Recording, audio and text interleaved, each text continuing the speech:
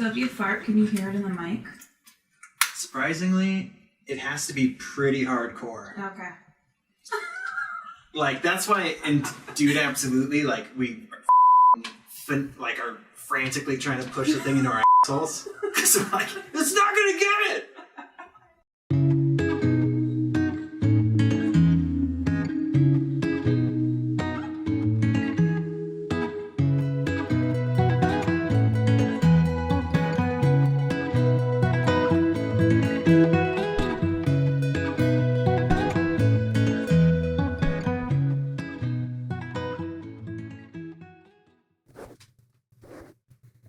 This is like tickling my lips.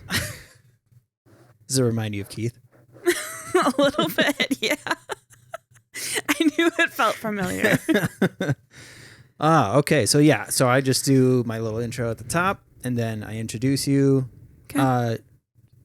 Howard, is that your last name? Yes. Okay. So I didn't know. Do you have multiple last names? No. No, there's no like. My dad is Howard. My mom is blah blah blah. That's like a whole thing. Oh, okay. Like I was born into a different name. My name's been changed actually 3 times. What? Yeah. I was born with my dad's last name, but it was hyphenated. So it was McKay Howard. And then my mom got married to a Johnson. So then I was Sadie Johnson. And then I got changed after they got divorced to Howard. Oh, I see. So like when people ask if like on paperwork, on official paperwork, like, have you ever been known by another name? Like I have to show them the documentation. It's like a whole thing. That's annoying as fuck. Yes. But soon it'll be Savage and we won't have to worry about it. Yes. It's funny. I heard Keith in the driveway. I was like, oh, I think I hear a Savage. And Layla was like, what? I was like, oh, Ollie's dad. Oh, I love that you guys call him Ollie. Well, yeah. We call Oliver? No. Yeah, He's an an Ollie. Oliver. He's an Oliver. You think so? Yes. Okay. Hello, listeners. Thanks for tuning in to Chris and Podcast. Obviously, the goal of this show is to share individuals' stories that I think will help listeners feel not so alone in the things that they're going through or have been through, and to convey sincerity. And I sincerely love the bejesus out of today's guest, Sadie Hansen. Right? Peterson. Close. Sorry. Close. Sadie Howard. Peterson. Not even close. I was trying to think today of how we've known each other, what, like 5 or 6 years? Yeah. Which is like weird that. to think of. Because I was like, did you guys show up at my 30th birthday party? Yes. It was your surprise birthday. Yeah. And I like just met Keith, I feel like. Oh, really? Because I feel like him and I have been together for 6 years. Okay. So, yeah. Wait, I'm only 34. I guess I'll be 35 in not too long, so. Okay. So almost 5 years. Almost 5 years. Interesting. But yeah. That's a long time. Yeah. Time goes by so fast. I know. At first, like, it's funny because, like, Keith and I would go, like, these long spans of time where we wouldn't see each other. Yeah. And then when we would meet back up, it was like we were constantly trying to figure out how to hang out more. Mm-hmm. Or at least I was trying to figure it out. Yeah. So, yeah, when he started talking about you, because I never met the other lady. Good. And I was like, Good. I don't know why I don't feel like meeting them. Yeah. But sometimes it just happens and I'm like, I think I'm okay. And then I'll find out later, oh, of course. So when I heard about you, though, I was like, whoa, when the fuck is she coming over? Because yes. we need to hang. So tell me, what town did you grow up in? So that's like a loaded question in itself. Is actually. it really? Kind of. Coming I don't know. in hot? Coming in a little hot. So I was born in St. Cloud. Okay. And I moved around a lot in St. Cloud. So I went to like many different elementary schools. And then I went to Foley. Okay. And then to Sauk Rapids. And then I moved up north to Chisholm, Minnesota. Really? It's up on the range. Do you remember being up there? Oh, yeah. I graduated from there. Oh, you did? Yes. Oh, wow. Just had my 10-year class reunion, actually. Oh, like last weekend. Yeah. Wow. Craziness. Do they all have the black lung? Just about. Just about. It's just a whole nother breed up there. Love them, but it's a whole different ball game. So up that's wild. So do you mind diving into like why? Yeah, let's just get right into it because it's like a whole thing. So, oh gosh, where do I even begin? So I grew up with my mom. She was a single mom. It was me and my 2 younger siblings who grew up with her. My older sister grew up with her dad. Okay. So we all have different dads. Really? Yes. Wow. It's okay to have your judgments. My siblings already have but it's like a whole thing. Like why would there be the reason I mean, I've judged it myself, because that's like one thing that is super important to me now. Now that I have kids, I'm like, that's my one thing is that I want to make sure my kids all have the same dad. Just because like it's been such like a weird. Yeah. Oh, well, I think the reason because it equates to stability most of the time. Oh, absolutely. So that makes sense. Yeah. So I guess nothing like, unless you're a racist, not a whole lot really like makes me go, are you serious? Yeah. Well, I mean, it is kind of interesting though, because like, I don't know, I don't see that a whole lot where siblings all have different dads. Like it's kind of, I mean, and there's 4 of us. So I've met a lot. Really? Yeah. Okay. Well, good to. This is why I'm here, Chris. Yeah. To not feel so alone. Exactly. This is perfect. That's awesome. So anyway, she moved around a lot, and hi, buddy. Do you want to say hi to the guests? Yeah. Okay, or the audience? Yeah. Say hi. Say hi right here. Hi. Oh, Doesn't that sound adorable? This is Oliver. That's Chris? Yeah. Oh, because the headphones? Yeah. I don't know. Oh my gosh. Here. What's wrong with my brain? Can I ask a question? Yeah. So when you say it was your 2 younger siblings, Mm-hmm. so do you remember your parents not being like, did they get divorced or was it that they never married? No. So my mom and dad were never married. Okay. My dad was quite young and they just went their separate ways before I was born. Okay. And then my little sister was born when I was 3. Okay. And her dad and my mom got married. Oh. So he adopted me. So he was technically my dad. Wow. But so wait, did you win? Oh, I didn't. You know what? I'm getting ahead of myself. That's Please okay. continue. I know there's a lot of like little side pieces to my story, so it gets a little confusing. I always feel bad getting excited about stuff like this. No, that's okay. No, that's okay. I just have a hard time like portraying it sometimes because there's so many like little pieces. I feel like it gets really confusing and messy. So he adopted me. My dad really wasn't in the picture. I think I met my dad when I was, I want to say 7. So then my little brother was born around that time. So did you grow up knowing that your stepdad wasn't your dad? Yes. You did? Kind of. They got divorced when I was younger as well. So like they weren't married for too long. Okay. Yeah, I mean I was young. So we just moved around a lot. My mom never really held like a job. Okay. She did like little things here and there. Like she was, the one thing I can remember is that she was a substitute teacher. Oh. So she worked, different schools. I don't really ever remember what she did, to be honest. Okay. So, okay. So moving around. Yes. So then we moved to Foley when I was in 6th grade. Okay. So at this point, she's divorced, not seeing any of our dads, but she's met a new man in Foley. So we moved to Foley, go to school there, just living our lives. And that's kind of when the problem started. She started using drugs pretty heavily. Okay. And oh gosh, this is like weird to talk about all of a sudden. So yeah, it was just a really bad time in our lives when we were there. This man was not nice. There was multiple times when like guns would come into play and he would like threaten to like kill her.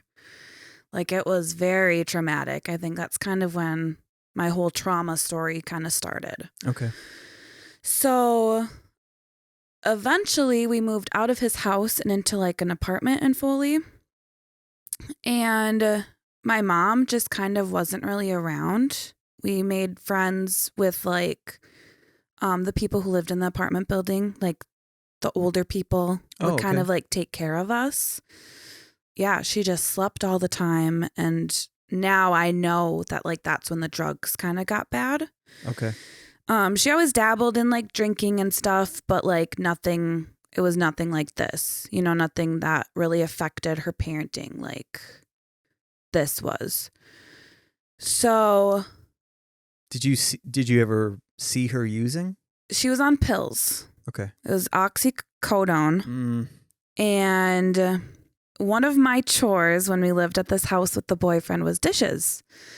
And they would always bring down spoons with like orange, like powdery mess all like in it. It was so gross. And they just said it was medicine, which I mean, it was, you know. Yeah. He suffered with back pain and stuff. So he was like actually getting it prescribed, but they were obviously abusing it. And I think the most messed up thing happened to my little sister at that point. They showed her how to shoot it up because she was going to the doctor and she was afraid to get shots. So they were like, well, it's not that bad. Like, here, we're just going to do it for you right here. And they showed her, and it's just so messed up. And like her and I don't really talk about it. Like on themselves? They did Yes, that? not Okay. on her. Okay. Oh my gosh. At least I hope. I mean, I don't think so. You know what I mean? Like you never know, because if they're like, oh, as long as we don't put something in it, then we can just stab our daughter. Yeah. Yeah. So it was just such a messed up time in our lives. And I think some of my family was aware, but I'm not sure to like what extent they knew. Because I mean, we were young. I was like 10, 11 when all this was going down. So yeah, we move into the apartment. She's just not around, just laying around a lot. There was a couple instances where like police would come to our door and we just have to be like super quiet. To this day, I don't know like what was going on. There was a weekend where I was left in charge of my two younger siblings for a whole weekend because she told us that she had to go to like a sleep study to get her snoring in check, which was like legit, you know, she did snore, but now I know that it was because she went to jail. Oh, wow. For what? I don't know. Because again, those are just things that I've never really talked to my family about. And sure. Since she was like single, like I don't have like a father figure to like ask, you know, it's just like uncomfortable, I guess, to talk to other family members about that. But yeah, so like a lot of unanswered questions, but I guess the main things were just that. I mean, the drugs were a huge issue. And so she actually did pass away in Foley. She got in a car accident, which I can only imagine happened because she was on drugs and not realizing what was going on the road. How old were you when that happened? 12. Fuck. Yeah. So I was 12. It was the day before my little brother's 5th birthday. Apparently she was going to the store to get stuff ready for his birthday party. Trying to cross an intersection, didn't see a truck coming, and that was that. I mean, there's that one intersection in Foley that like still terrifies me now. I wonder if it's the same one. It's on Highway 25. Yep. Yeah, I know exactly. Yeah. I mean, people just get... I actually can't drive on 25 anymore.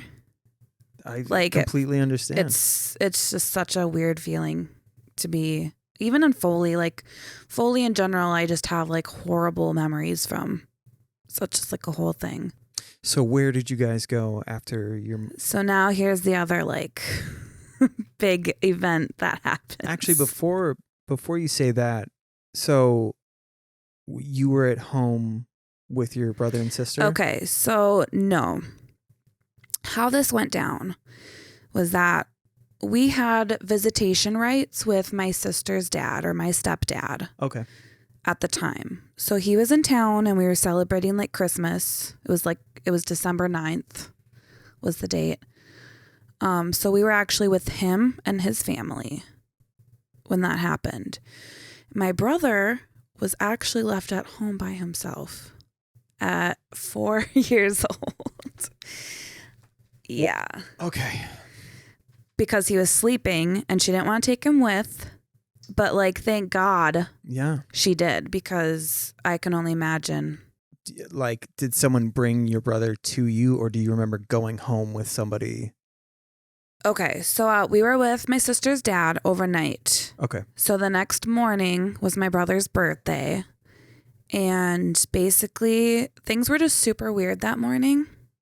All the adults were talking and they weren't really including my sister and I, and we're like, what's happening? Like, we just feel so uncomfortable in this house that we didn't really know. We weren't close with him and we weren't close with his family at all. So the whole thing was very uncomfortable. And then he said he was going to bring us to our aunt's house, my mom's sister, for my brother's birthday. Oh, okay. And we're like, okay, like this is super weird. Like, and we haven't seen my aunt in a long time. So that was even more weird. We're like, okay, why are we going to her house? Like, why are we having a birthday party at her house of all people? So we get there and my whole family is there. My grandma, my aunts and uncles, I don't think my older sister was there. Some of my cousins were there. It was just like, whatever. And they're like, okay, well, come into the living room. Like, we have something to talk to you about. And at this point, my sister and I were just like shaken. Like we had so much anxiety. Like everyone was being super weird. And then, they told us my mom was no longer with us. And my aunt lived across the river from the hospital. Oh, okay. So I just kept asking if we could go see her. I'm like, she's got to be at this hospital, right? Like, we're right here, like just looking at this hospital thinking my mom's got to be there. But that feeling I will never forget those feelings of just finding out my mom was no longer with us and just that sunken feeling. Yeah. Yeah. So where was your older sister at this point? She lived with her dad up north, in like the Chisholm, Virginia area, just up there somewhere. So like, do you remember like, were you like, did you take on that role of like consoling your siblings, or were there grown-ups around to help all of you? Does that make sense? Like, yeah, because sometimes that responsibility for whatever reason is like pushed on to whoever is now considered the head of the household. Yeah. I've never actually thought about that, but I think in a way I definitely did. Yeah. Being that it was my brother's birthday, specifically that day was really hard. I remember, just making sure that he wasn't sad. That was his birthday. And I think we were all kind of on that same page too. Everybody who was there kind of just made sure that he had a good birthday. So that question kind of ties into like what happened to us after that. Okay. So since we didn't have the same dads, that was a big thing, was that we all needed to kind of stick together. We all grew up together. We all wanted to stay together. We were all young. So finding a family member who would take all three of us was kind of difficult. So that aunt's house who we were at, she actually took us in, but it wasn't the ideal situation for us. So this is kind of where I'm going to choose my words wisely. I was going to say, this is where the protecting comes in. And this is where I will always say this for people, because whatever your relationship is now with this person, what you're describing is how, like, you shouldn't continue to neglect and feel like you have to protect anything because you're always going to have anxiety when you think about that shit. Sure. You know what I mean? Mm-hmm. And so I don't think that, like, I mean, my parents have heard me say my shit and I know they don't particularly like it, but I don't know that I would be able to communicate with people the way that I do if I wasn't as like open and honest. Does that make sense? Like, well, and kind of like what I was saying earlier, like it's my story and this is how it's affected my life, you know? And I mean, it's no secret. Okay. I don't want to use this word. Okay. But when I do tell my story, I do use the word abuse. Yeah. There was a lot of emotional and verbal abuse that happened. And I mean, that's just it is what it is. So we kind of went through those motions, as you will. Yeah. But when I was 17, I kind of had enough of it and I felt like I needed to stand my ground. And that's kind of when I started reaching out to other family members about what was happening in that house and kind of got out of that situation. And so, I mean, that's kind of where my other family comes into play now, because then they all found out about it, took us out of the house, but it also went to the courts. And I think that's where it kind of hurt my aunt because it was labeled as abuse. Okay. So kind of fast forward now, you know, in case she ever does hear this, like her and I do have a relationship now and I've kind of forgiven her for the things that have happened. I'm definitely still working through some of that emotional trauma that occurred. And I don't think she knows that. I mean, our relationship is pretty just like straightforward right now. Yeah. You know, we don't talk about any of the stuff from the past and she's gone through her own stuff. Like she fought cancer, you know, she was on like her deathbed and she's kind of come back like a changed person. Wow. Which is amazing. And I'm super proud of her. And I mean, a lot of people would say like, why would you even like go back to having a relationship with her? But maybe deep down it was something I needed to do, you know, like kind of have that forgiveness in my heart to like move past that. Well, I don't know. I think something that I've noticed is like so much of the way that people treat us is based around, it may not be like a full-blown fear, but some type of fear. And in that situation, there's got to be resentment. And, you know, however that person would normally grieve, they're not given that normal process because now they have to make sure that they're taking care of these 3 children. Right. And not everybody is equipped to handle that shit properly. I'm not saying... no. You know, I actually was thinking about this when you asked me to do this podcast. I was actually kind of like in my own thoughts about how I was going to approach this story because I don't really talk about it. You know, I started therapy, but I haven't even gotten to this kind of stuff yet. And now being a parent, I do realize like she probably really had a rough time. You know, I was a preteen. You can only like you have little preteens like. Yeah, he's been taking a lot of naps lately. Yeah, I'm sure. And then a little 5-year-old boy. I mean, my little brother had like ADHD, you know, as most boys probably do, like lots of energy. Then you have 3 kids who are like grieving for their mom. Yeah. I mean, my aunt and uncle probably really had it rough. Oh, there was an uncle too. There was an uncle too. Okay. Yeah, I forgot to mention that because it's like my mom's mom. So. Oh. But, you know. Your mom's sister? My mom's mom. What am I was saying? Like, what kind of... Are they like really from Foley? Because then it makes sense. Oh my gosh. Yeah, no. Sorry, my mom's sister. Yeah, there was an uncle too. And that was like a whole nother thing as well. Like their relationship got really rocky. It still is rocky till this day. I don't really know if they're together or not, but yeah, it's wild. But no, like I feel like I just understand her perspective a lot more.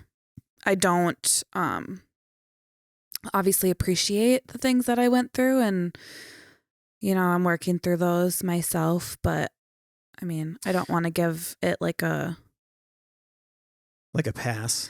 Yeah, because it's not really acceptable, but at the same point, like I can see why those things could happen in a way. Yeah. Well, I mean, I'm sure you've heard me say this before, but stupid people lack the capacity to recognize that they're stupid. Yeah. Which is saying when you're too deep into something. So for her, she was way too deep into the grieving process, trying to process, like, had she raised kids before? One child. Yep. Okay. My older cousin. Okay. So, I mean, raising multiple children, because that's a totally different ballgame. It is. When you have multiple kids. Yes. So there's all of these things that she didn't have time to be like, oh, I'm being an asshole right now. Yeah. And I know you wouldn't say that, but Yeah. I'm just going to throw it out there that some people might say that. Yeah, definitely. So those people just, they're way too deep into it to realize what they're actually doing. Mm-hmm. And especially in the Midwest, there's so much passive aggressive behavior.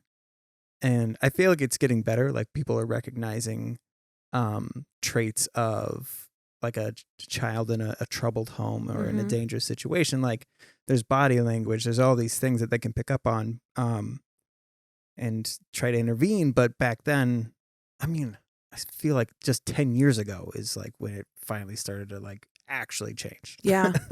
But I mean, yeah. So in that time, there's nobody. It was just way too common for people to just be like, "Oof, that's a tough mom." Yeah. Rather than saying, maybe we should see Yeah, if she that's a needs good anything. point. You know what I mean? That's a good point. Yep.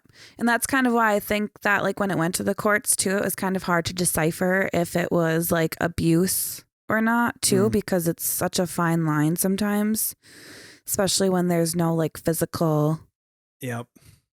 Oh yeah. signs. Yeah, exactly. So like that whole defining what verbal abuse Yes. is. Yeah. Yeah, like people thought that was you being weak or Yes. like not understand. Oh, you just don't understand. They're doing this because they love you. Yeah. Yeah, that's a generation thing too. for sure. And then I think, since I started therapy now, I do think about like how my mom. You just started therapy? Yeah, let's see. When did I start? A couple months ago. Oh shit! I didn't realize it was like a recent thing. Yeah, and my therapist is actually already leaving. I had my last session with her like last week, so I'm already switching to a new one. She's breaking up with you? I know. It was like a divorce. I was very sad. I still am kind of sad. Yeah, it's so fucking hard to like get a genuine relationship. Yeah, it's hard to like get into these things and then just like. Then you're really getting into things, and then she's like, okay, well, I'm leaving. I'm like, okay, cool. Now I have to start over. Yeah, when your mental illness is looked at like a checklist, and they're like, oh, Dr. So-and-so will be able to handle it. Mm-hmm. It's like, we talk about like how bad isolation is and how important like strong bonds and support systems are. But for some reason, therapists are like, yeah, but you'll be fine. Yeah. Because they went to school for it. So right. Obviously that means that they know what to do. Yeah. She's been terrible. Great. She's been so great, though. She's very relatable. So I'm a little nervous to start a new person. Plus, they're definitely not as attractive as your previous psychiatrist. So. Right. Exactly. Exactly. So you have to go to the court system. Well, that takes some time. So in the meantime, were you still having to live with her? No. So we got out of there right away. And I went, so I'm trying to think of like what kind of happened to us in the meantime. Eventually, I went and lived with my older sister. Oh, wow. So now she's older. We're 7 years apart. So I think she's 34, 28. How old are you? 35. I'm 28. Oh, okay. So she's 35. So she's your age. Almost. Interesting. Okay. So I went to go live with her. She was married. She had 2 kids at the time. Whoa. Yeah. So I kind of like, now 17-year-old me went to go live with my sister. And my little brother went to go live with my grandma, who also lives up in the area on the range. And then my sister actually lived with my uncle and my aunt up north. So my mom's brother. Okay. And his wife. She was there for a little bit, and then I don't know. I feel like my sister really kind of struggled. She's the middle child syndrome. I don't know. She kind of just coasted through. I don't know. I am a middle child. Totally get it. Yeah. So I don't really know. So stuff was going on with her, but she ended up moving to Florida. Whoa. With her dad. Yeah. Her bio dad? Yes. Okay. Who we were never close with, like I said. We just had like visitations with him every now and again. And so I don't really know where that came from. Well, I kind of know where that came from, I suppose. He's very toxic. Oh, cool. He's a very toxic person. Actually, side note, because Keith reminded me of this actually the other day. He actually kidnapped us from my mom's funeral. So he literally okay. It's super twisted. So that's just like dabbling into his little story. So he shows up, I'm assuming, for the funeral. Okay, so this whole time he had been living in Florida. Okay. And then he came up and we had our visitation with him.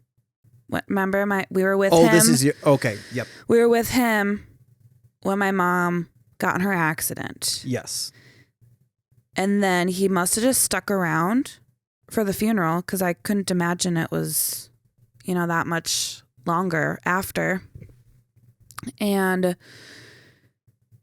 the whole funeral and everything is very not clear in my brain. Like I kind of feel like I blocked it out of my memory. Sure. I don't really know what happened. We basically just got into a van with him, like this big, huge van full of like some of our stuff, like our pet hamster was even in there. So we're like, okay, like we're just supposed to go with you. Like, that's fine. Like we didn't know. We were just kids. Well, pretty soon we're driving for like ever. We're like, well, where are we going? Well, we're going to Florida. And I'm like, we're going to Florida? Like, what? Like, no, we're not. Like, my family is back there. Like, what are we doing? Like, just so confused. And I remember we stopped at a hotel and I just bawled my eyes out. Because, like, he didn't tell us what we were doing until we were, like, already long gone. And I didn't have a phone. I was 12 years old. Like, I don't even know if cell phones are really a thing. I was going to say, like, I feel like some kids had like those blocky like Sprint phones. Possibly, yeah. Or like the Nokias. Yeah. Yeah. I don't know. So I just remember crying my eyes out. And we were in Florida actually for quite some time, I feel like, after that. Wait. So you did go to Florida? We went all the way to Florida. Yes. Whoa. So like all these things I feel like were just kind of blocked out of my memory until other people start talking about them. So my sister and my older sister was like telling Keith and I about all this stuff a couple years ago. Yeah. So like Keith knows the stories too. And I was just like, oh yeah, that did happen. Probably because it's so traumatic. Yeah. Well, all these things are happening and you kind of just like. When they're layered, it's hard to, like your brain does this weird thing of like, if there's an overload, it's like, I can't remember all of this shit. Yeah. Like usually it's like, I can't remember every baseball game I went to, but if you're going through wild shit your whole life, there's no way you can remember all that stuff. Right. Yeah. So we were there for quite some time. Apparently there was like private investigators. The FBI was like involved. And like it was a messy situation because technically he was our dad. Yeah. Oh, wait, is this the one that adopted you? Yes. Oh. Yeah. Okay. I know. It's confusing. Sorry. But No. That's not confusing, actually. It's terrifyingly common for shit like that to happen. Yeah. Yeah. So I do remember when we were there was like a police officer that came and like just asked us if we were safe. Well, like, yeah, we're safe, you know. Like, I don't know if that was necessarily the right question to ask. Like you're playing Family Feud? I don't know. Yeah. Survey says, yeah, I guess we're safe. I mean, they were feeding us. We were swimming in a pool. Like, it's Florida. Like, I guess we're fine. Like, we're sad as shit. Like, our mom just died. But, like, yeah, we're safe. We go to school with alligators. It's... Yeah. Well, okay. So it was December. Okay. So they must have all been on winter break because we were looking at schools. The alligators? Yes. The alligators do the opposite of hibernation. Or wait, hibernate. They would hibernate in the winter too. Okay. Whatever. But it's Florida, so it's not really. I get what you're saying, though. So they're on Christmas break. Yeah. So the schools were on Christmas break, but we were like looking at schools to like start after Christmas break. So I think at the point when the cop like came to the door, like we were kind of like settling in, like we just figured that this was like our new life. And yeah. So yeah, we were safe, but I don't really know. I think it must have been like court ordered that we had to like go back to Minnesota. Yeah. But I don't know how long, I don't know the time frames, and I don't know where we went really after that. Okay. But somehow, yeah, he's just out of the picture. Now, like, our trust has totally been broken by him. We didn't care to see him anymore, so I think that's kind of why it was, like, surprising that my sister went to go live with him after all this happened. Like, chose on her own? Yeah. Wow. Yeah. So I don't know. That's what I mean. Like, she was just going through some shit. Sure. But her and I, like, we don't really talk now. We didn't really talk then. She wasn't really a talker. I just knew that she kind of always had like anxiety issues. Yeah. But I don't know. We just didn't talk about it. So wait, how much younger is she than you? 3 years. Okay.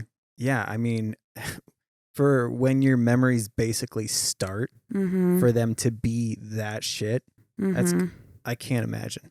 Yeah. Well, I do talk to my brother about all this stuff sometimes. And I mean, he was so young. I was going to say, what does he recall of? Really nothing. Like most of his life was growing up with like my grandma.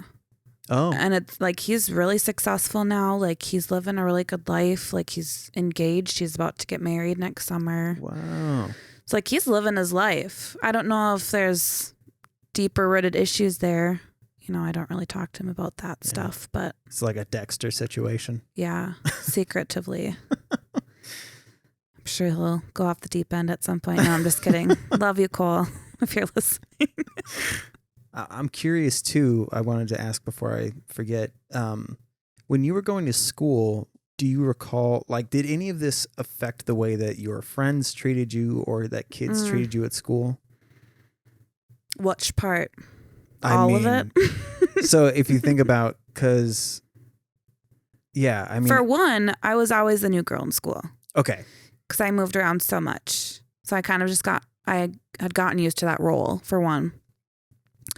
Foley is kind of where I planted my roots.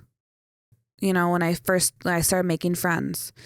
And that's where my mom died. And I remember a lot of my friends actually came to the funeral because the church that it was at was like across the street from the school. So like a bunch of my friends were coming over to say hi. And that was really great. So one thing when I lived with my aunt is that I wasn't really allowed to have a social life. So like I was never really allowed to have friends. It was always like implanted in my head that like I didn't need friends or like I wasn't good enough to have friends, kind of a thing. Like, I don't know. It was a very strange thing. Were there expectations like academically? Not particularly, but I never really struggled either. Oh, okay. I kind of just used school like that was like my hobby, I guess. Like that's just kind of what I did to like take my mind off things. Like I just did my shit, you know? Yeah. But But yeah, like I would have friends like ask to hang out, you know, during those times, 7th, 8th grade or whatever. And I just wasn't allowed to. And then actually they were very religious.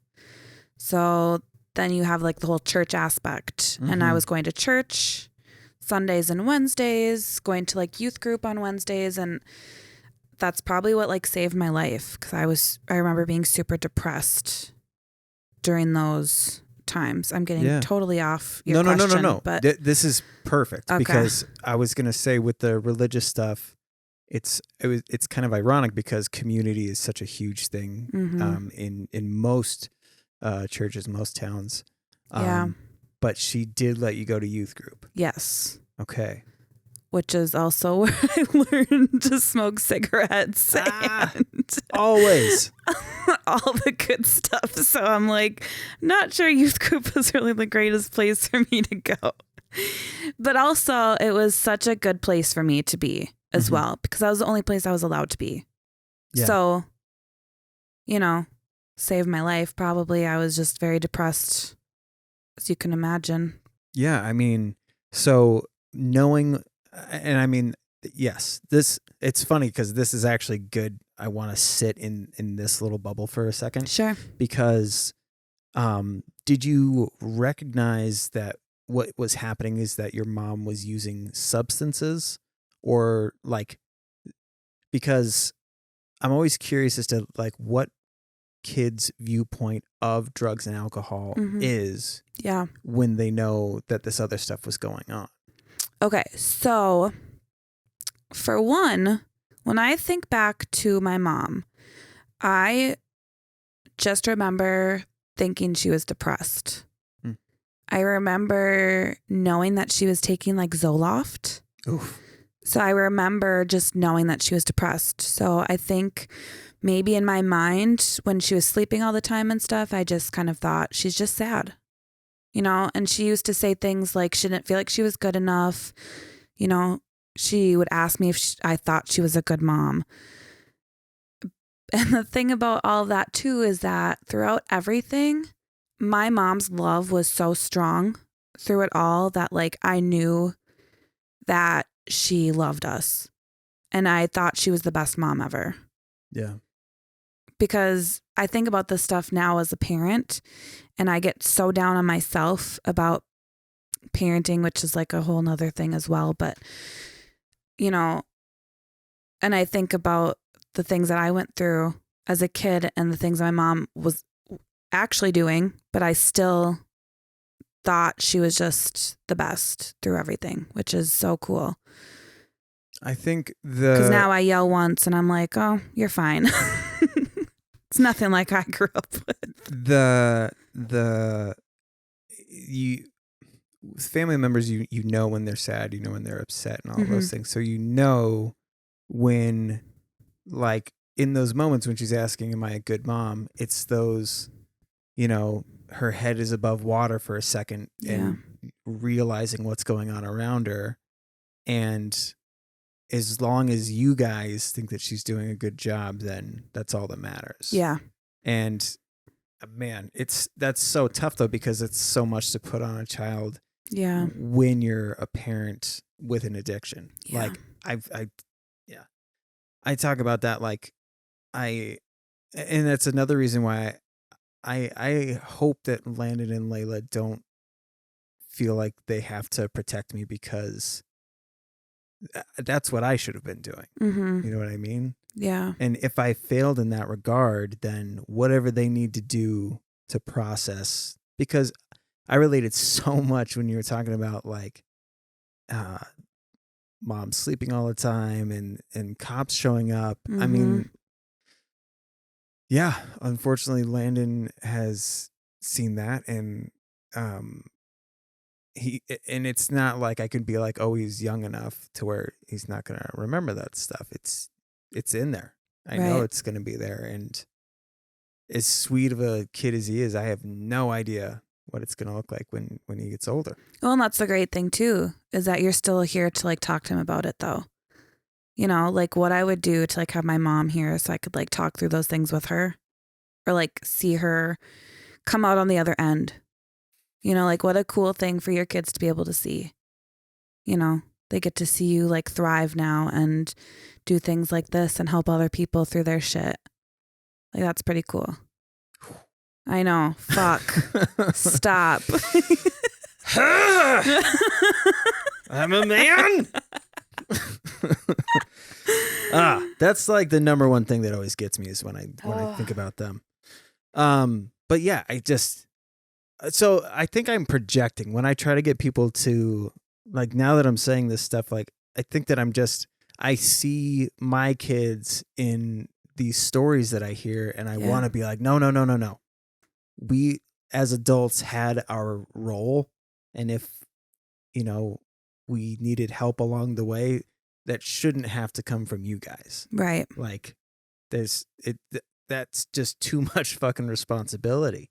So when I hear that stuff, I still feel like I see the kid in that situation and I'm like, no.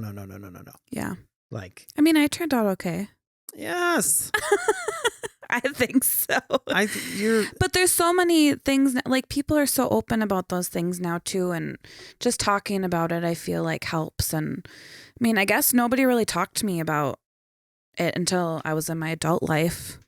Yeah. Well, everybody's too scared to. Yeah, it is kind of a tiptoey I thing. found that like what seems to be common is people question their own situation. And if they can't imagine, like if they're like, oh, there's no way I could handle that, then the more that they dig into it, it's like the more that they're like, there's an anxiety on their end that they're like, I don't know. Would you want to go to a movie or like, let's do literally anything else but talk about what's important to you. Yeah. That's so true. Yeah. And I mean, that's another reason why, like, I mean, Kim is getting sick of it because I've been doing this my whole life. Yeah. But I mean, it's why we do this shit. It's like when we're not podcasting, we're the same people. Like we still will embellish on the stuff that we've been through to make sure that, you know, because her situation with her parents wasn't great either. Mm-hmm. And I'm glad that like she didn't end up on here, but the fact that she was willing to do it. She didn't end up on here. Well, I mean, that sounds weird. So for the listeners, like she was thinking about coming on and we were going to have it be the three of us. No, it just sounded funny. Like she didn't end up here. No, I know. As I was saying, it's like, yeah. But the fact that she was willing to do it is big because I do want to have her come on here. I think it'd be fun to have her sit in because she has the professional aspect of it. Absolutely. It's like like we were talking about before, like I'm way too invested. Like I can't just be like, that must be hard. Yeah. Yeah. I can't do that. I have to be like, no, you fucking be angry and rah all over the place and let's, you know. Yeah, I love that. Yes. So Kim helps in that regard. But yeah, I think it'd be fucking awesome for her to be on here. Yeah, for sure. Okay. So we were talking about your view on substances. Mm-hmm. And so like you started smoking cigarettes when you were how old? Must have been around 17. Okay.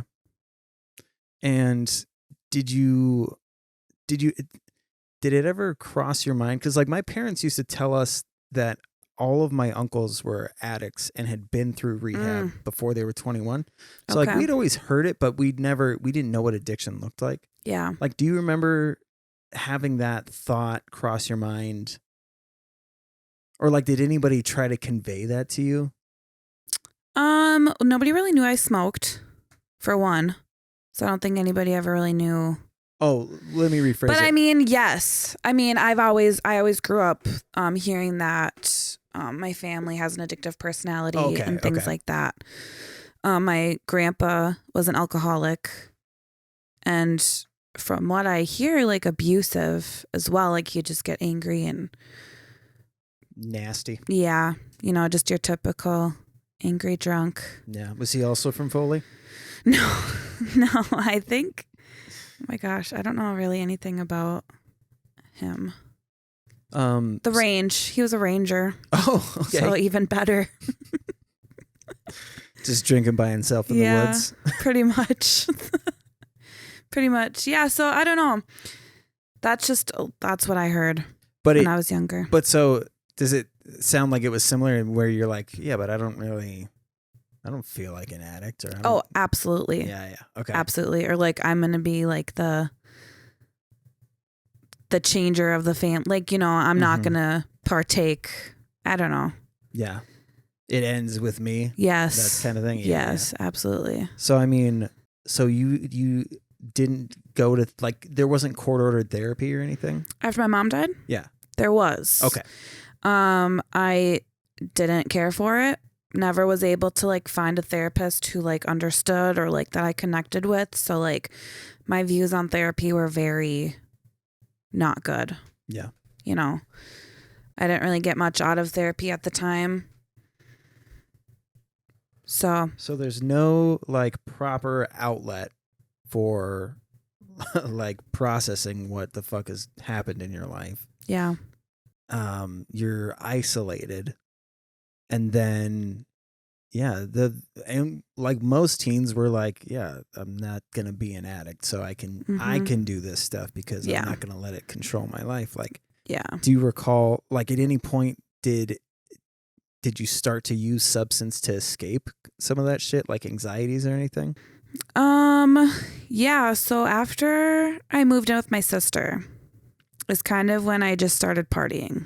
So at like 17 in high school, continued to smoke cigarettes, and I didn't really care for smoking weed at all. But yeah, a lot of drinking. So that was kind of like senior year and then after. So that was like my whole after high school was like drinking and partying, and my friend and I got an apartment together and just partied, dropped out of college. Oh. And then, because I started college after high school. Okay. But it wasn't for me. Just wanted to party and work. I was working like 3 jobs at one point. Holy shit. Yeah. Where did you get an apartment at? This was in Hibbing. Oh my God. Yeah. So. That's like alcoholism runs in the streams up there. It does. It does. So. Yeah. So then just partied, met a boyfriend, dated him for a while. We decided to move to St. Cloud. So I moved back to St. Cloud. My dad was actually kind of in the picture now. Oh. Like so after my mom died, my dad was in the picture quite a bit, my biological dad. Okay. And him and I were able to kind of get closer after that. So let's see. So I'm curious too, like when, because it goes either one of two ways, where like they're viewed as more of like a family member than a parental figure. Right. Or it's very like anti, like they try to give advice and you're like, what the fuck do you know? Yeah. So that's kind of where I was at. I feel like, okay. In like my high school state of mind, I was kind of like, well, what does your opinion matter? However, he did convince me to go back to college in St. Cloud because he would help me pay for like my car insurance and my cell phone bill and stuff. And I was like, okay, that sounds like a great deal. So yeah, he kind of bribed me, and we laugh about it now because it was probably the best decision I could have ever made. Oh, wow. And now fasting forward. Yeah. Fasting. Is it Ramadan? Fasting forward. Him and I are actually very close now. Oh, wow. So we actually have like a very open relationship about like mental health, and we talk about all sorts of deep shit all the time. It's really awesome. So our relationship has definitely like been on a good incline, I would say, from like not really knowing him to like kind of resenting him to now just having like a nice open relationship. Wow. Yeah.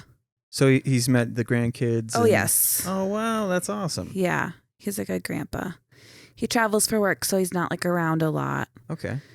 But when he is, it's fun. It's a good time. That's really interesting. Yeah. Very interesting dynamic, I would say. So was there a point in like the party stage where like you either get tired or there's an event where you're like, whoo. Yeah. So pregnancy. I mean, if we're being honest, like, I mean, Keith would probably tell you like my drinking definitely has been out of hand, you know, before, like, especially when I went through my breakup and before like I met him, I was partying quite hard again. I don't really talk about this. This is interesting. So the relationship that you had before, was he going to school as well? No, he was a POS. That's kind of what I figured. Yeah. I mean, whatever. I don't really care. But he's like a wannabe rapper. Like, he's just like a whole vibe. Hold on. Does he want to make music? Because if you want to make music, I will hook you up with some other people that are probably a lot better. Like Keith. Like Keith. Who knows how to play guitar. Yes, he dabbles. That's also my word today. Yeah. Okay. So I heard that in your podcast. And when you were telling the story, you didn't say his name. But you could tell. But I was like, oh, that's Keith for sure. Like running up like, oh, I want to see. I was like, that's so Keith. Funny. But yeah, anyway. So. Yeah, so my ex was a pile of poop. And we're saying fuck and all these things, and now it's a poop? Well, I don't know. I don't want to talk bad. I don't know. What? Okay. It's like a name calling, but. I mean, okay. The reason I was asking that is because, I mean, from somebody who, I mean, part of why I gravitated towards Kim was because there was a sense of stability. Mm-hmm. She had a plan. There was nursing school. There was all these things. Like she would talk about what their salaries are and all of these things. So like, there's this like sense of, oh, you got this. So yeah. I'll just lean on you and I'll do this shit over here. You know what I mean? Like, sure. So taking advantage. Interesting. For sure. So I say that because I used to call myself a piece of shit all the time. Yeah. And it's because somebody would say something, I'd be like, oh, yeah. Yeah. I'm like that too. It's interesting that you say that you kind of like leaned on her and stuff, because I feel like in a way I've kind of used Keith in that aspect, because he doesn't drink and he doesn't, do anything. He just he's just so chill and just does, like, I've leaned on him, during my partying phases, but in the way that I'm talking about it with your my ex. Yeah. Is in the sense of like, right. That's what I mean. What's up, dude? Hi. You want to come over here? No, I didn't, Mommy. Oh yeah, sit in your chair. Good. But yeah, in the sense of like, did he work? Yeah, he did like restaurant jobs. Okay. Like there was no leaning on him for anything. Yeah, exactly. Yeah. I was more of his, yeah. Okay, so you're saying that like he was probably leaning on me for that. Sure, okay. And kind of like drug me down with him. Yes. Okay. That's usually what happens because you seem to, dude, they're so smart. They know what they're doing. They've got this plan. Mm-hmm. And yeah, we just take advantage. You want to come up use this one? He's so rude. He's like, no, you guys are done now. Mommy. Oh, that's funny. I didn't even pick up on that. Yeah, he's trying to tell us that we're done. That's so funny because that's so smart to be like, if I get the mics away from him. Yeah. Oh, hey, you. He'll do that at home. He'll grab people's shoes and give them to them. Yeah. And like people think he's being cute. And I'm like, no, he's telling you to leave. But yeah, so that's more the connection that I was making. Yes, got it. Because what you're talking about with Keith is a healthy thing. Yeah, definitely. Yeah. Because there's maybe we give can and talk take. about the healthy things too. Yeah, for sure. You all tangled up there? Yeah, I'm just like stretching my legs now. I'm getting real comfy. So, I mean, there's so much. You're one of the guests that's going to have to come back for sure. I mean, I know there's so much. I feel we've like only recorded for an hour. I know. Oh, if you didn't have responsibilities, I'd go so much deeper. Dang responsibilities. Okay. So Oliver will make music with you. So, what have you taken away from the therapist that you were seeing? So basically, with my therapist now, I've just been kind of trying to get through my postpartum stuff. So I haven't really gotten into my trauma necessarily. The one thing that she did mention though about like my living situations is that with my mom, it was such like an unstable environment and there was like really no rules. Like we kind of just did whatever we wanted, to going to living with my aunt who was very strict in that. So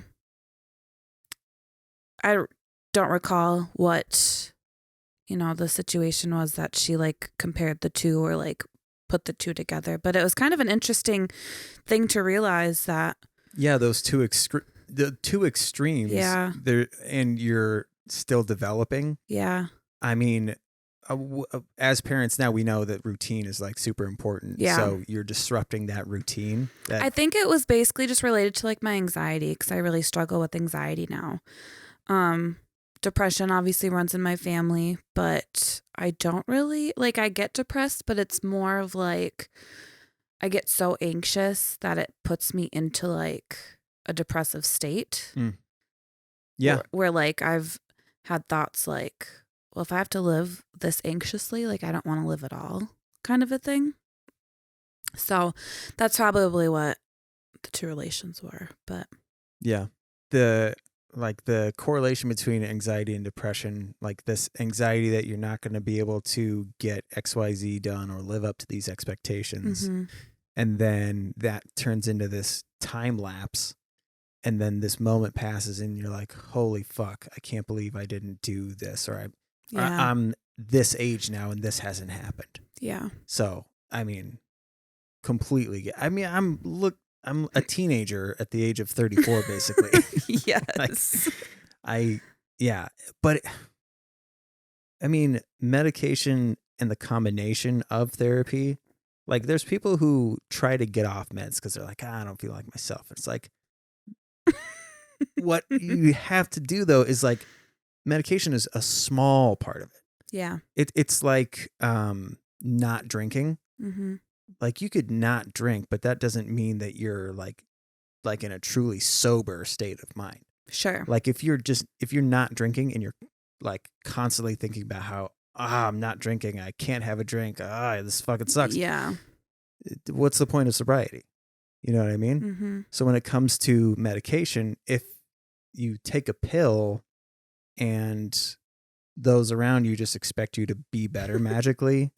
And then you're like, it's not doing shit. If anything, I feel like numb or... it's really sad, the lack of education too.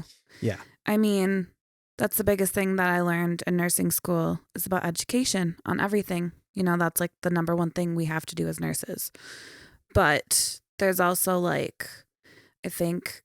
within the nursing field, it's like, well, who's going to give this education now? Is it the nurse? Is it the doctor who's, telling you need this medication? Is it your therapist? Is it the pharmacist? Like, there's all these people who play a role in the medication that's given. It's like, whose job is it? So that's one thing that I've learned in nursing. But I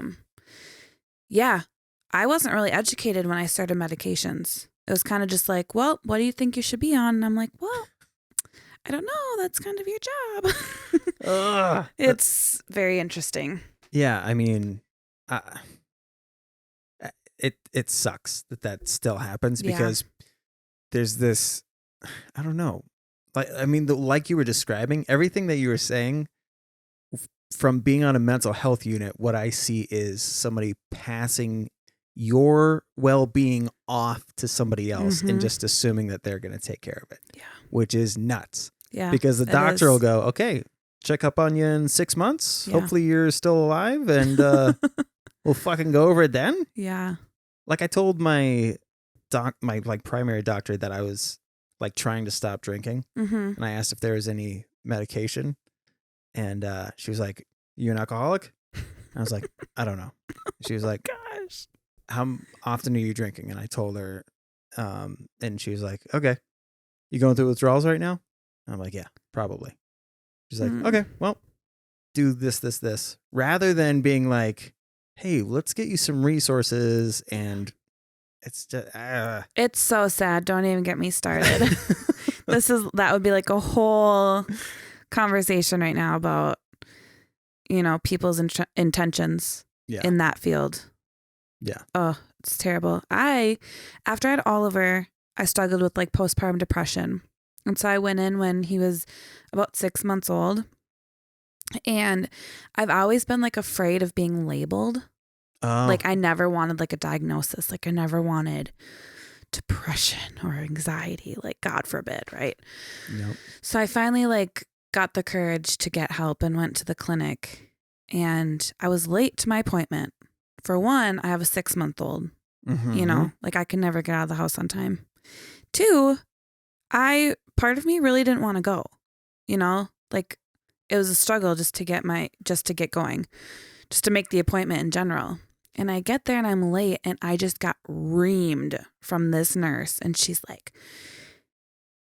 "Oh, you're late? Well, next time you're late, you need to call because this is just unacceptable. I have other patients I need to room." And I'm like, I started bawling. And she's like, "The doctor will be in to see you." And I'm like, oh my God. Holy shit. It was a whole thing. I was like, so when you get those surveys in the mail after your appointment, I usually don't fill them out, but let me tell you, I filled that one out, and I was like, it was terrible. Dude, that's so funny. It's a weird feeling to be like, I wish that happened to me. Yeah. Because every time that I see that happen, I like call it out. Because I had, like, Kim obviously is not shitty to patients. Yeah. But if I catch even a hint of like, because everybody complains about their job, but to make sure that she doesn't look at somebody as a time slot. Yeah. This is a human being with a Yes. real problem. Yeah. So we have to make sure that we're talking about them in a way that we know that they're still a human being. So yeah, when shit Maybe like you that need to go to nursing school. No, I need to just be some asshole that just hangs out in the lobby like, "Hey, no." Yes. You'd probably get kicked out. Like a referee, like throwing flags and shit. Yes. No, I do that all. Even when I was on a mental health unit, Yeah. I was coaching nurses to be like, "Hey, did you notice that kind of escalated that person's situation?" Did they kind of shrug you off, or did they like, No, were they they were- receptive? Yeah, they were like, "Oh, Oh. you think so?" And yeah, but that's bad. That's like Yeah. my codependency being like, "I know what to do," Yeah. which is, I've accepted certain aspects of my codependency, and I'm like, whatever. Yeah. Most of the time, it helps people. So fuck. Yes. It's recognizing, because sometimes it ruins relationships. So I have to be like, maybe don't like try to do self-righteous bullshit to your friends. All that to say, so you're basically put on medication because it sounds like a good idea? Me personally? Yeah. No. So, initially I was. Yeah, that's more what I meant. Sorry. Initially I was put on Zoloft. Okay. So after that appointment. Which, how funny is that side effect where they're like, if you have thoughts of suicide, like, why am I taking this then? I know. Literally. But then I did have suicidal thoughts on Zoloft. So then it was like terrifying, and I wanted to get off, and then I got pregnant with Lincoln anyway, so I didn't really want to be on it in the first place. They should start calling it suicidal thoughts. Yeah. Have you had bad experiences with Zoloft? Is that why you keep? Yes. Okay. Well, and it shouldn't be this common. Yeah. I shouldn't be like making jokes about it, because I know you're going to say, yeah, I did have suicidal thoughts. Like, Yeah. that shit shouldn't be on the market then. Yeah. But, sorry. Well, and that's like the number one prescribed. I know. And they prescribed it to me too because that's what my mom was taking, you know. So it's like I have that history. So they're like, okay, Zoloft for you. Zoloft for you. Zoloft for you. But now I did have a friend who was on Lexapro. And so that's what I'm on now. I am also on Lexapro. Lexapros. What's up, dude? Yes. Love it. No, I do like Lexapro. Same. It's great. But again, it goes back to that understanding like what's really going on. Yeah. Like we didn't, I mean, I've always been like my jokey saying weird shit self, but like I've noticed a stronger connection with you like once like the sobriety stuff started happening and like being super open about mental health stuff is because so like I love talking mental health. Yeah, it's like I literally love it. I could talk about mental health forever. Same. It's very intriguing to me. Don't mind me. I was gonna say, could you not itch your asshole while you're You can do anything else in this, but do not itch your butt. So God, let's save the postpartum stuff. Yeah. Because I definitely do want to talk about that. But I want to finish up with, so when you look back on your childhood as a whole, do you feel that has helped you? Like, do you consider yourself like an empath or like? Oh, for sure. Okay. So have you utilized like the stuff that you went through to help others? In a way. I mean, I feel like that's kind of what drew me to nursing in the first place. I haven't really worked as a nurse other than the nursing home, but I feel like my potential is there. Dude, nursing is so, I've been, especially the last year, it's like, if people are considering mental health, like go to a nursing home because it's a perfect, like, it's a petri dish of like watching, not in every case, but there are certain cases where you get to watch the whole follow through. Yeah. Whereas if you're like a nurse in an ER, that's true. You don't get to see the progression. That's very true. So, sorry. It's definitely more difficult with the elderly though. Because you have to watch them go as well, which is fucking awful. Yeah. There was one time we took a lady off of all of her meds. Did you just say Oliver? All of her meds. Probably. All of her meds.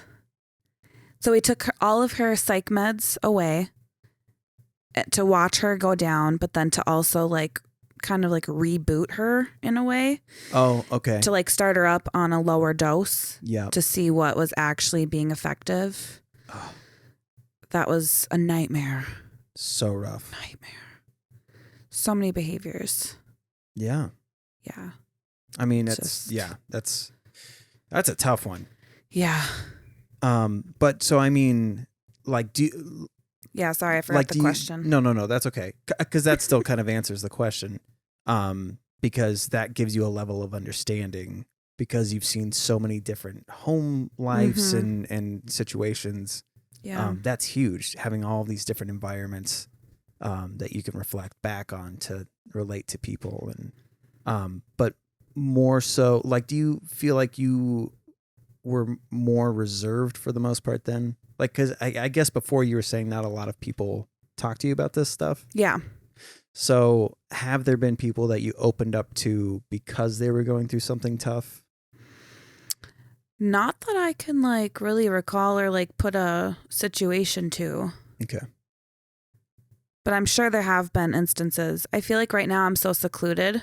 Oh, with my like in my current state, like being a stay-at-home mom, kind of just like doing that whole thing, and obviously with COVID, I don't know. It's just this experience hasn't like came up recently.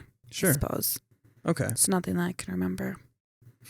Because I'm always curious about that too. Like I recognize now that like the reason why I was doing it when I was growing up is because there's that codependency thing that I was talking about.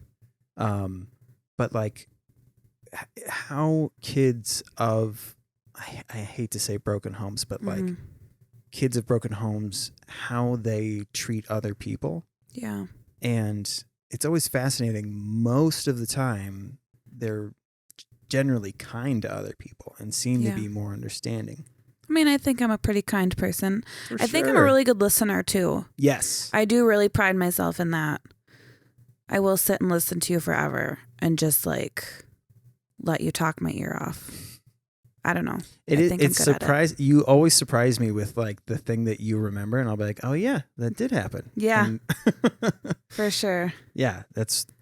I definitely noticed that about you. I mean, so for people who are, I mean, I don't even know how to word this in your situation because you're still processing and like just finally starting to gain some ground on that stuff. What things are you looking forward to in this process of like starting to address your traumas, and like what goals do you have? I think a lot of my goals are a lot just coping mechanisms and trying to kind of like rewire my brain in a sense. Yeah, you're good. It's mostly just anxiety related, I feel like, for myself. I'm so distracted by him. Oh my gosh. Keep going. You were saying something about coping mechanisms?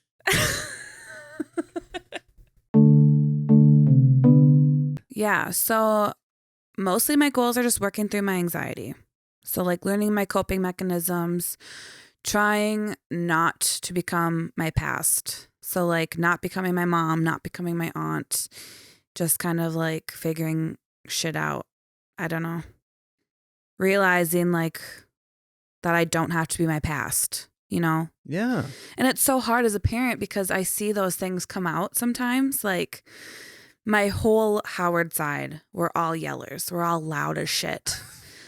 So like, but like Keith is so quiet. So like when I yell, like it doesn't take much for me to like get loud. Yeah. So like, but I want to stop. Like I don't want to be that person, and I don't want to like put fear into my children from my booming voice. You know, I don't want to. Yeah.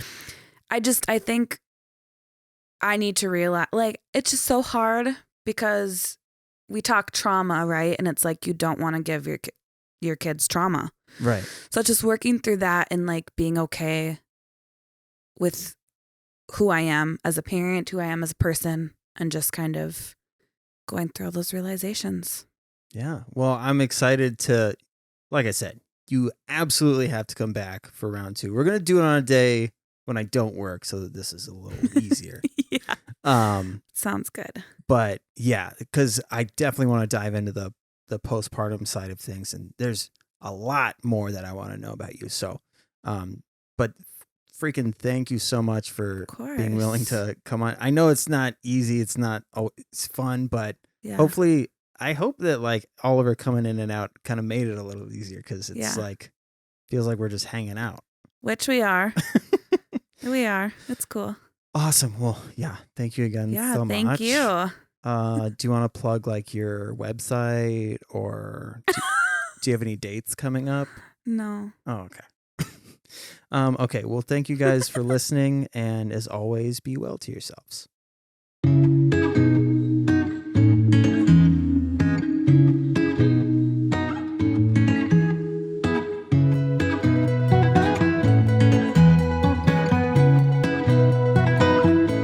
Mommy.